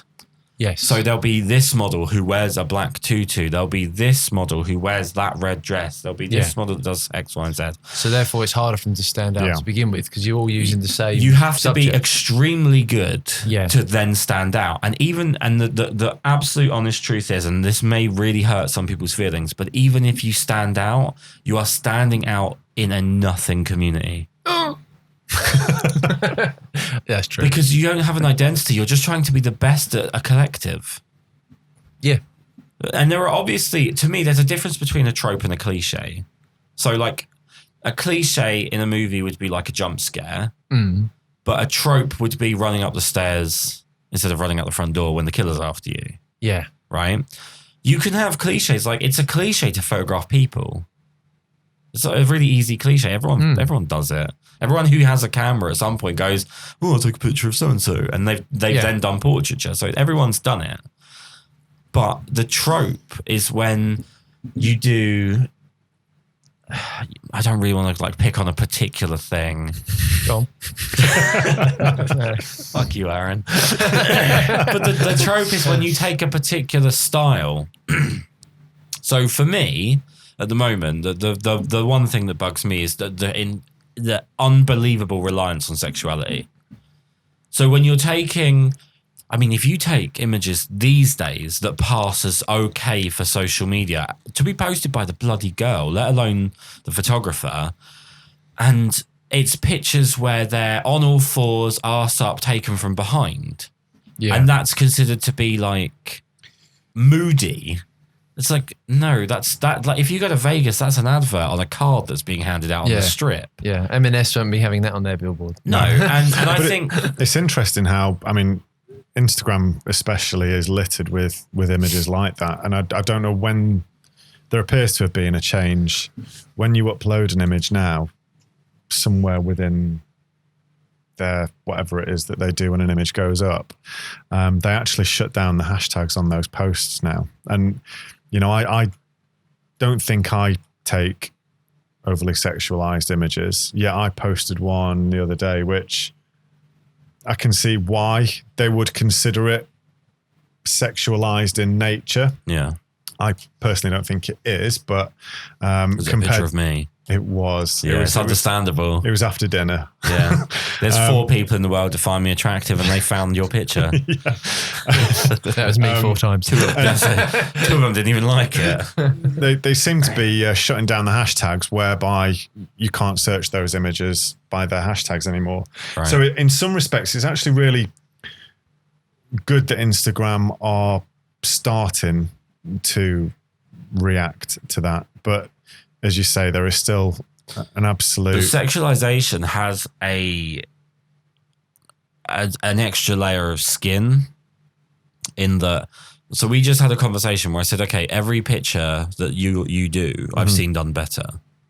But that doesn't apply to sexualized photos because people are so... I say people, I don't mean all, but there are people that are so hungry or thirsty, as the kids would say, for that kind of material, content, kind of content, that there's just a never-ending supply. Demand. There's a never-ending demand, and there are people that are now willing to sell out a few years of their life and their dignity to constantly chase it. I don't know if it's... Everyone comes from a different family, but I don't think I could talk to my family about the job that I do if that's the job that I did. Yeah. Was just overtly sexualizing people to such a steroid-induced extent. I mean, it's like social issues. Every time something stupid happens, I'm like, okay, there has to be the next thing. Yeah. Because everything leads to the next stupid thing that society does. And with this, it's like we're going to get to the point soon where we're going to be using internal cameras. Because we're just like, it's what else is there to do? There certainly seems to be no more secrets, doesn't there? Yeah. I think that's the issue. It's tough because you want an image to have some sort of level of, I say the word attraction, and I don't mean necessarily a sexual attraction, but you want that image to look attractive. It has to be an appeal in some way, Yeah, an appeal, yeah.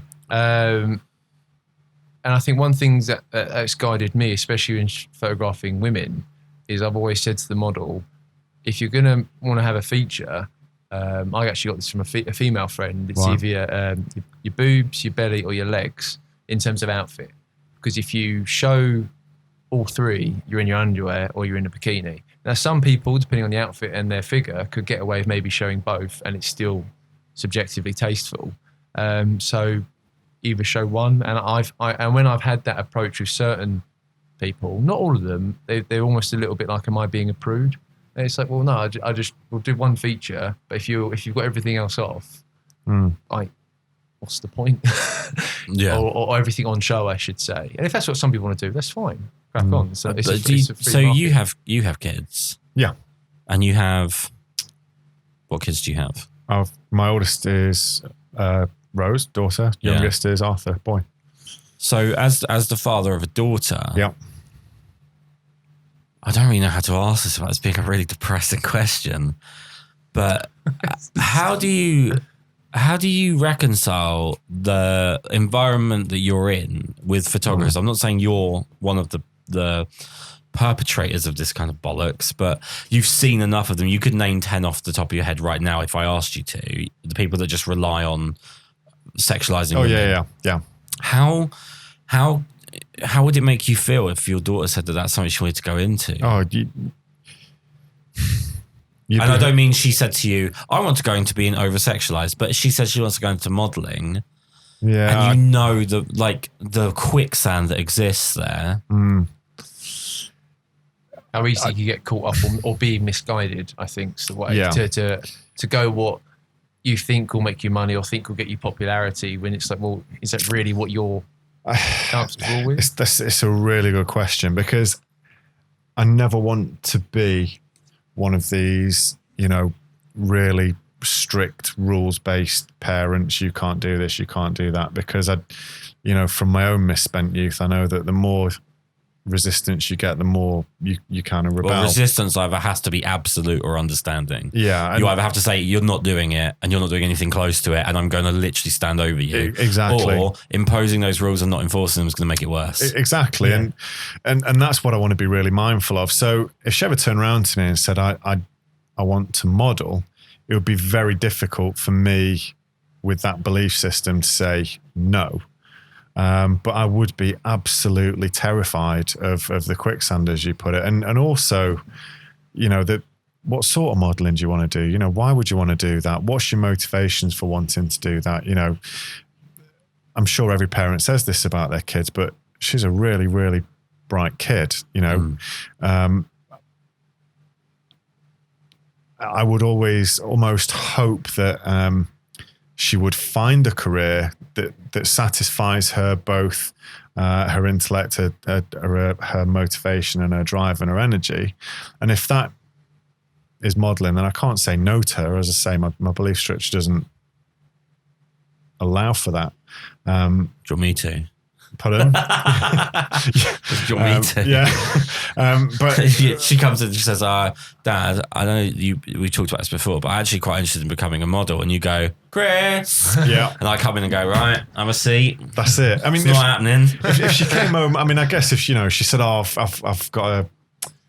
been offered a shoot, I don't know, doing fashion for Racing Green, you go, oh, that's a relief. Yeah. I think that's fine. But if, you mention one of those 10 said photographers, if she said, oh, such and such has messaged me and wants to shoot with me, that's the point I'd probably lock her up, to be fair. Yeah. I think, as I say, a lot depends on motivation, intention, what it is you want to do, why, who with, and so on. I think there is a pressure generally on more. I think there's pressure on blokes, but I think there's more pressure on girls on social media about how they photograph themselves and present themselves online. And I think it's a real shame that social media's become that, actually. I mean, I do. I remember when Facebook first came out, sort of 2006, 2007 in the UK. And I remember thinking it was wonderful being able to catch up with people I'd not seen for years, people that have different cities, different countries, like, oh, this is absolutely great to see you're doing well. That was what Facebook was really great at, and it just seems 15 years later, you're seeing a picture of your cousin in her pants and you're sending your spit to the internet to find out whether or not you're Portuguese. It's just kind of it. On one hand, it's an amazing thing, but on the other hand, it feels like it needs to be controlled. It's not regulated. It's like every tool that you give a human being, some arsehole will find a way to use it for horrible things. Absolutely. And I think that's the shame of it, because it has the great potential for good. Unfortunately, there are too many instances where it's used for bad. Yeah. Like everything. What a absolutely. Yeah. No, I'm joking. It's just not a discussion that people have, though. Yeah. It's something that I actually think is a really interesting conversation to have, where we look at people online as being an account, and there's someone that has a family. They don't exist without their family, and maybe the way that we interact with each other would be a lot better. I mean, I've heard that the easiest way to alleviate, so if you're in a relationship and you're arguing all the time, the easiest way to alleviate that problem is you have to repeat back the previous person's point before you're allowed to talk. And apparently, I've tried it to an extent. I actually think it's really positive, because you just start to develop like a hyper empathy for what you're fighting. Yeah.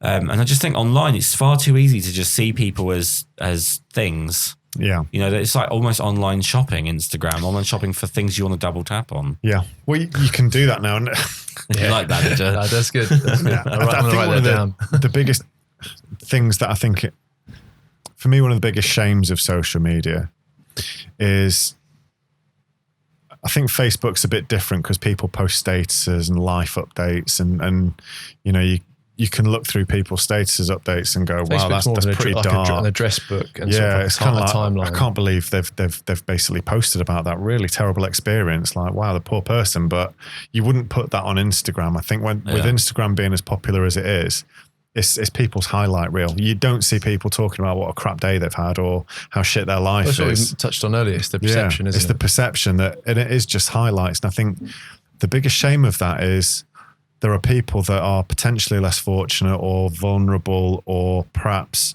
not able to make the distinction that is someone's highlight reel, and think, why is my life not like that? Yeah. And that can't be healthy for these people that are constantly consuming other people's highlights, wondering, why am I not on a beach? Well, there's why is also, this I not mean, happening? there's a major issue which I genuinely don't think gets talked about, which is that if you're somebody that doesn't have many friends and you're quite a lonely person, you're now able to be more social than in the past if you were someone that didn't have many friends and you didn't have much of a social life, because you can just go on your phone and feel like you're with the people that you're viewing, right? You can see what they're up to. You get updates on what they're up to. And something that I think really gets lost in the mix, and this is something I don't even know if this is worth an avenue of going down, but it's always described as a female problem. Of like, it's really hard for young girls to see these like hyper realistic images of beauty standards or what other people are up to and they can't afford to be up to it or whatever. But we know that male depression is a huge issue. Yeah.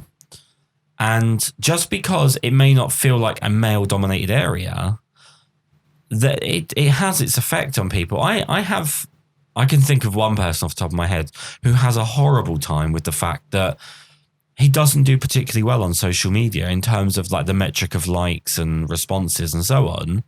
And it genuinely affects his life. And I think that when you talk about the difference between Facebook and Instagram and Twitter and so on, I think Twitter is just a load of people in the room shouting but not listening. It's a soapbox, isn't it? I think Twitter is an awful place. It's. I think if you were to make a Terminator analogy of, is it Skynet? Yes, yeah. That's Twitter. I like how Kris turned to me. He's like, you're the nerd, you've seen the film. You're the loser. No, I'm joking. But it's Skynet, right? So I think Twitter is Skynet. I think it's just where it's going to collect so much information and it's being abused beyond belief to attack and batter people. Yeah. These people have had really bad days. Yeah. I think they've had a really bad day. But it's not just shouting. that. There is something particular about the way that you use and interact with Twitter that it encourages anger, encourages disagreement, and it encourages a lack of communication. You say something and it's like a metric of how many people agree or disagree, but you don't care. You just care as long as you get a reaction. Yes. Instagram, I think, is about pushing out as much fake bullshit and pretending you're popular. Yeah. I don't care how popular you are lying on Instagram. Yeah. Because even if you have a million friends in real life that all buy you birthday cakes and around your house every week and they all want to do you favors and they all think you're the best person ever, you'll say you've got 2 million. That's how Instagram works. Yes. And then Facebook, to me, is the family. It's the older generation of social media where, and it might be different because I'm using it differently to how you guys might use it. But to me, it's more where I interact with my family. It's more where I interact with non-photographic things. And I see a difference between the same person who I've got on Facebook and Instagram. Absolutely. And then again in real life. Yes. Yeah, definitely. Yeah. I just wish we could get to a point where we just all kind of mutually agreed to cut the bullshit. It's all a persona. Yeah. Yeah. Massively. I don't want to play the game at all. I don't want to pretend that I'm more popular than I am, or pretend that I'm more controversial than I am, or pretend that I'm this or pretend that I'm that. I'd rather you show me your photos, you show me your photos, I show you mine, I talk about my life, you talk about your life, and then we just interact. I think that's quite interesting. Yeah. I don't think you need all of the bollocks, especially when we are all mutually agreeing that we all know it's bollocks. Yes. That's where it gets weird to me. It's so damaging in the long run to everybody involved. Completely agree. And this is why I say I think, there are people that are vulnerable to it that take it really badly. You mentioned someone that you know that responds badly to that. It's a shame that people are made to feel that way, I think, through social media. Well, it's is it classed as a cliche? We're more connected than ever, but yet we feel more isolated and lonely. More isolated, yeah. Which is nuts. But because it's not true connection. Well, there's the quote that's doing the rounds at the moment. I think it's in a museum with a piece, or in an art museum. Right. And it said, we were less attached to phones when they had wires. Yeah. Which I think is true. Like now you can't put a phone down. Yeah. And that's what kind of where I was alluding to earlier with, can you be a photographer without social media? Because it's almost exactly the, if a tree falls in the forest and no one's around to hear it, doesn't make a sound. Because if you take an amazing photo, but no one's around to double tap on it, have you taken an amazing photo? Yeah. Well, if I don't take my gym self in the morning, I never had that workout. Yeah, exactly. Doesn't count. If we go back to good old John, that Aaron brought up before. And this is where it's a good job his name is so distinct. We'll easily find him. This is where I'm going to Google his bloody name right now. Go on, mate. I use that as an example. As a photographer, if I sell a landscape print for £250, but I've got 0 likes on Instagram, I know which I'd prefer. Yeah. At the end of the day. Yeah. And so that's what leads me to think, do you need social media to be a photographer? I don't think so, but it depends what you want to do and what you want to achieve out of it. Yeah. Yeah. And I think having a personal talk with yourself about what your goals are short and long term is also huge in putting you in a position to actually find happiness as opposed to acceptance. I think one of the best things that Instagram have announced, I think they're trialing it in several countries. Canada and Germany. Australia. Hide the likes. It's hiding the number of likes. Yeah. And I actually they're already hiding the comments in England. Are they really? Yeah. So when you actually look, it doesn't tell you the number of comments. Really? Yes. So I think that's a really positive step, actually. I'd rather they hid the likes and not the comments. Yeah. Because the comments to me is like hiding the conversation. Yeah. I don't want to hide the conversation. I just want to hide the bullshit, double tapping and so on. Absolutely. So if we try and finish on a positive now that we've just decided that the world's going to end because of Twitter, I ask this all the time to people, and I actually think this would be a really interesting one for right now. Right now, off the top of your head, if you had one portrait session, who would you pick to photograph? Anyone. Anyone. First one. Oh, yeah, no pressure. Yeah, you go first. So he's got time to think. I'm still trying to find John. Probably have to be someone. Before you answer, I just want to point out that it's blatantly going to turn out that this guy's name isn't even John. Shut up, don't. Good old Dave. Sorry, go on. So you got one person to photograph. If you could pick anyone in the world right now.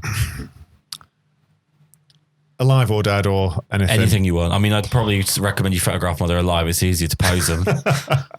I really, really like Al Pacino.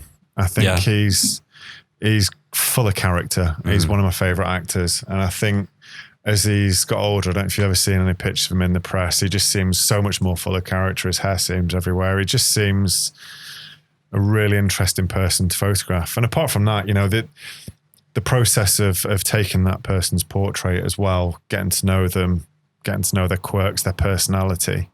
I'd just love to have a chat with him. Yeah. To be honest, I think he'd be a really cool guy. Also the interaction side as well, you'd like from the experience. Absolutely, yeah. That's why I say the portrait session, not who would you wish you had a photo of in your portfolio. Yeah. Because I think that the interaction in that situation is as much a part of it. That's half the fun of it as well. Absolutely. And I think, I could think of someone far more profound with a little bit more time, but this is a guy who... Well, you don't get no time to get used to it. Yeah, but this is a guy who's got, like I say, he's got a face full of character, and I imagine he's got some tremendous stories. And he's an actor, and they're fantastic to photograph. Yeah. So go on then. Go on then, Guy, who doesn't know who John is. I'm sorry, John. by the next podcast, I would have found you. I've got his business card somewhere. Trying to think. I would like to photograph Christopher Nolan. Yeah, personally, he deliberately doesn't have a lot of spotlight in the press. He doesn't want to be known or have a. I think it's a public persona. I think he said that. So he doesn't do a lot of interviews about his films. So I would love to meet him and take his portrait, especially when I like the fact in a day and age where everyone's shooting digital, he still shoots film, and he's quite strict in the way he mixes, doesn't he, as well? Like one thing I've noticed with, sorry to go on a complete tangent here, but with Christopher Nolan is the aspect ratio changes throughout the films. Yeah, and it's not jarring. I don't think. No, not at all. It's something that had to be pointed out to me. That's incredible. And I think just the way his mindset works for composition, framing, consideration, and dialogue. I just think it's great, along with Tarantino and David Fincher. Yeah. My favourite director. Yeah? Yeah. Have you watched Mindhunter, on a side note? Jamila's watching it. We really can't watch it at the same time. Oh, okay. Yeah. I have to wait my turn. But it's just the way they consider shots. I mean, looking at them inspired me in certain aspects of my photography, because you take a still image and just of the film and go, you could put that up on a. Well, I definitely recommend, if you get the chance, to check out Every Frame a Painting on YouTube. So here's David Fincher. Yeah. So for me, it'd be Christopher Nolan as a runner-up. Can I ask a question though? Would you be, for both of you actually, would you, bearing in mind both of their experience with a camera, one in front, one behind, would you not be intimidated? Oh God, yeah. Terrified. But I think that's half of the enjoyment about it. I mean, I would put myself firmly in the hobbyist camp as opposed to, if you look at that amateur, hobbyist, professional scale. I think that's probably when I've achieved some of my best work, actually, is when I'm under a challenge. I've set myself a challenge, or if I'm intimidated by the person that I'm photographing. Maybe if you weren't intimidated or excited by the challenge, then what's the point? Absolutely, But definitely. I'll be chatting to them for about an hour before I even attempted to. You get that awkward moment where there's a bit of silence. He goes, "So are you going to take a picture?" And my hand would hover over which lens I get. So which focal length is you going for? I see. All right. I could just imagine it. Al would be like, "Ant, I've had a selfie with you. I've done an autograph for you. We've chatted about your favourite film, The Devil's Advocate. I've Skyped with your kids. Skyped with your kids. You just take my bloody portrait. I want to go home. All right. Only for him to turn around and say, don't push my levels. Who I would photograph. For the longest time, I've said probably Chris Cornell, because I think, I don't know, because of the way that the world works, if he'll ever get the appreciation that I think he deserves. So not to make this too personal or dark or anything, going back a number of years, I was in a very heavy depression, and lyrically, he changed my perspective on a lot of things. He also suffers with depression, doesn't he? Oh, he killed himself. Yeah. So I think from that point of view, I would have loved to have had the chance, especially I would love to have had the chance to photograph him before he passed away, knowing what I know now and trying my best to make him understand the effect that he's had on other people. From a personal point of view, it would just be amazing. It would be like what you guys are talking about, where he would be going, "Can you just take a picture?" Because I'd be there going, "When you wrote this song." So I'd probably say that, but I would actually say, if I was to pick now,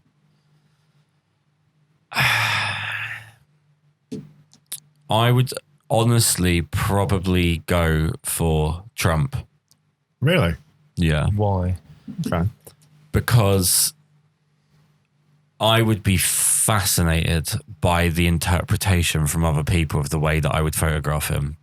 Right. Well, the rumor is he's very selective over his. I'm not expecting. This is not my pitch. No. I'm not expecting he's going to be like, "That dickhead in Basingstoke, I like his moxie, let's get him in." But how you were talking about the Canon Australia sort of exercise they did with the actor, that they told different photographers what job he did or where he was from. I think I would just be fascinated to see the way that my picture would be interpreted. And this is really counterintuitive, because I'd be photographing the president of the free world, and I'd be more interested in the way it was received rather than my interaction with him. But I think it wouldn't be the ideal, for the way that I shoot, would in no way be the ideal subject. But I think it would probably be the most interesting. I think as well, with him being such a polarizing character as well. Yeah. That interaction with him to get. Oh, I'd have to go into hiding. Yeah. I probably have to after saying it. Because I think one thing that I always find fascinating with him is you have the perception of others of him and what you're told to believe about him. Well, I want to see it for myself. Well, a lot of us have informed opinions. Yeah. You have an opinion on something because you've been told something by somebody else. You've not been there yourself and done that. And you can't do that for everything. Exactly. So a lot of opinions we have are informed. And with a character like that, I'd like to get my own opinion. Yeah.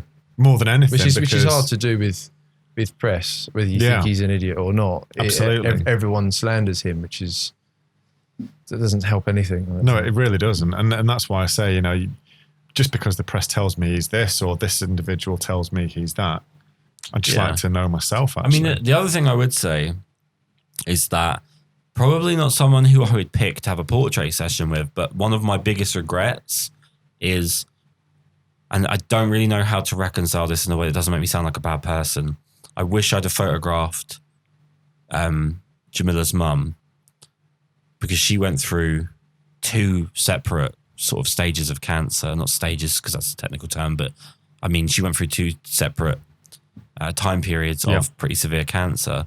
And whilst that's probably not the time you want to be photographed, I think that it changes everybody involved. And I don't really know how to reckon. I just wish I'd have photographed her when I had the chance. But why? Why? I think because it's changed who I am as a person. I was quite involved in how... So you were doing that image so you could reflect on it more so then? Do you know, I honestly don't know. Yeah. When you've seen someone go from the picture of health and then you've seen them pass away and you've seen the hell they've gone through in the middle, something about me as a photographer just wishes I'd have documented that horrible journey for... I don't know how to say this without sounding bad, because I feel like it makes me sound like a bad person, but because nothing has changed me or the people that I'm closest to more than watching that happen. Yeah. And it just feels like, as a photographer, especially as a wedding photographer or as any kind of documentarian, you're trained to photograph the significant.